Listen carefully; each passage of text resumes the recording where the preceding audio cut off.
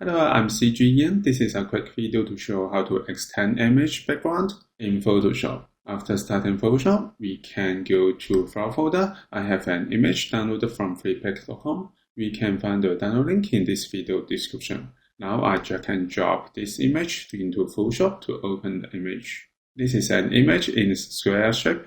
Firstly, we can go to resize the canvas size, go to image and canvas size. Okay. And then we can resize the canvas. For example, I increase the width to 2500 pixels and then press OK to resize it. I press Ctrl 0 to move it. Next, we can go to make selection. We can use rectangular migrate tool, click it, and then make selection that we want to extend. For example, we can select the area on the right areas. Make sure that we select the edges of the image. Next, we can go to Generative Fill. If you don't have this one, we can go to Window and show Contextual Task Bar. Okay.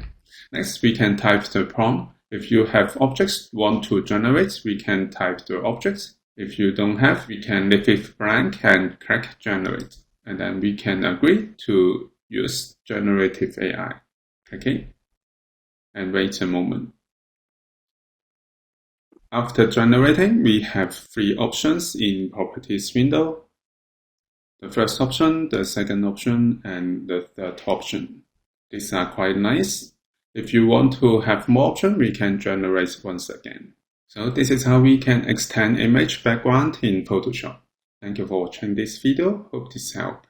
Please subscribe this channel. More video will be shared with you. I'm CG Ian. See you in the next video. Bye bye.